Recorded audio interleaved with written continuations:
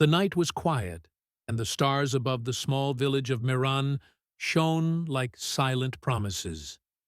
Every house slept in darkness, except one. Inside, a young man named Adil sat by a flickering lamp, staring at a notebook filled with drawings, numbers, and unfinished plans. He had a dream, a big one. He wanted to build something that would change lives. But lately, his dream was trapped in the same place it began, in his imagination. He whispered to himself, "Someday, I'll do it. Just not today." And like every night before, he closed the notebook, blew out the lamp, and went to bed. Adil lived in a small village where time moved slowly.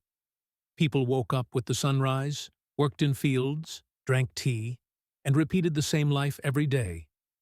Dreams were like clouds, nice to look at, but impossible to hold.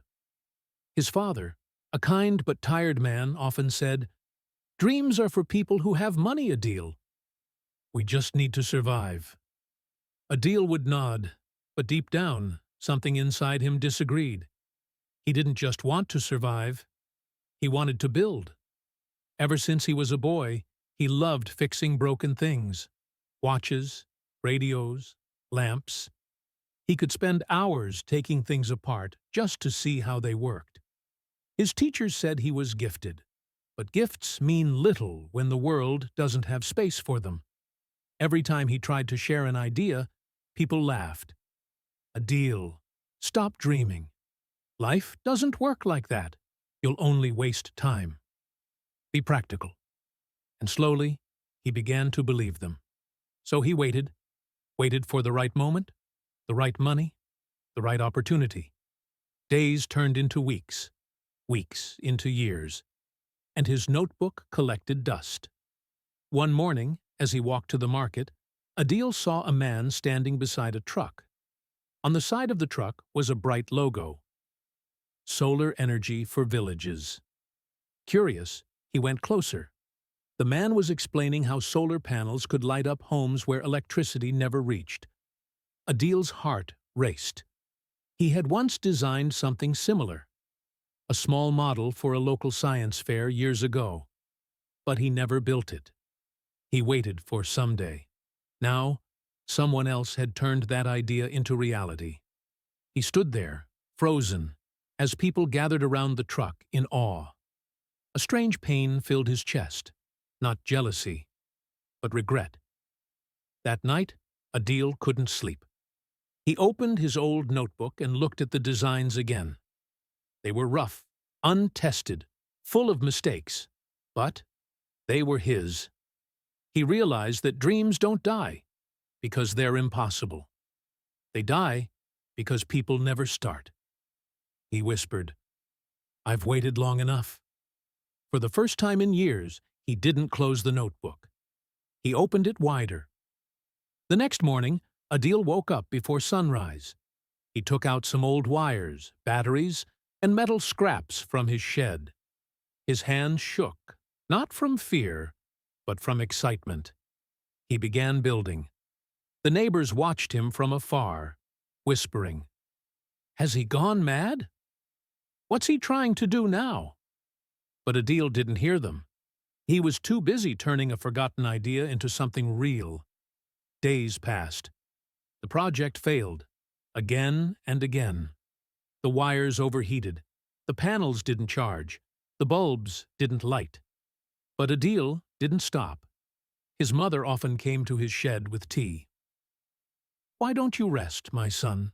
she asked softly. He smiled tiredly.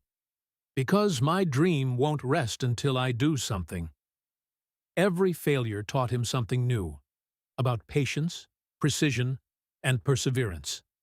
He learned how to control current, how to recycle old batteries, how to stabilize circuits.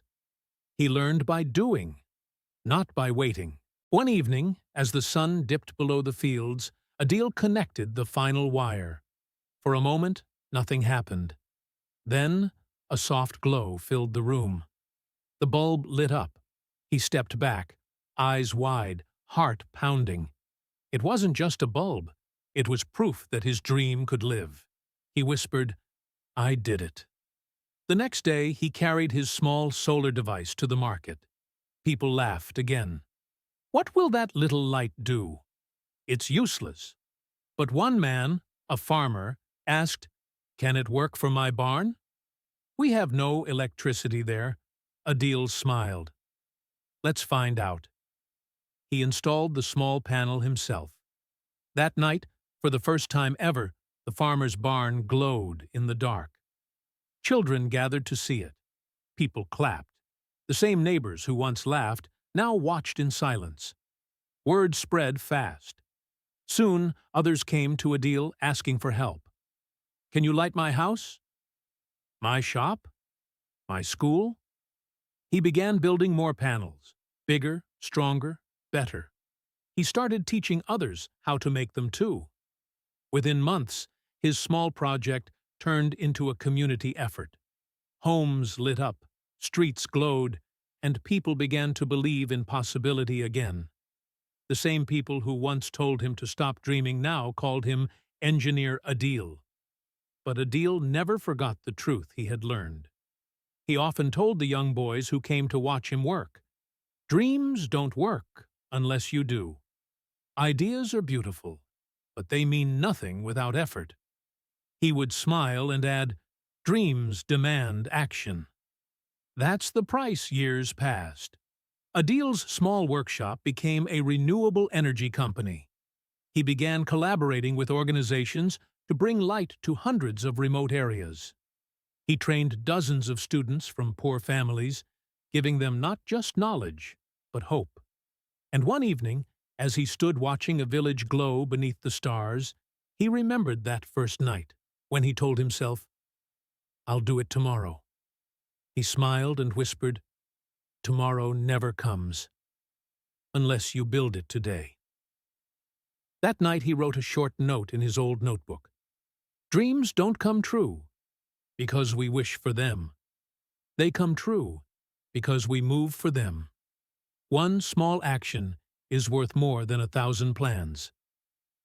The next morning, Adil walked to the same market where it had all begun. Children played in the street, shops glowed with light, and laughter filled the air. He saw a young boy sitting alone by the roadside, sketching something on paper. Adil sat beside him. "What are you drawing?" he asked. The boy smiled shyly. "A flying car. I want to build one someday." Adil looked at the sketch, and then into the boy's eyes. "Don't just want it, son," he said softly. "Start it, even if it's small." The boy nodded, and Adil stood up, smiling. He knew that somewhere the cycle had begun again. As the sun set, the golden light reflected off hundreds of solar panels across the village, each one a symbol of one man's choice to act instead of waiting. The world, once dark, now shimmered with the glow of persistence.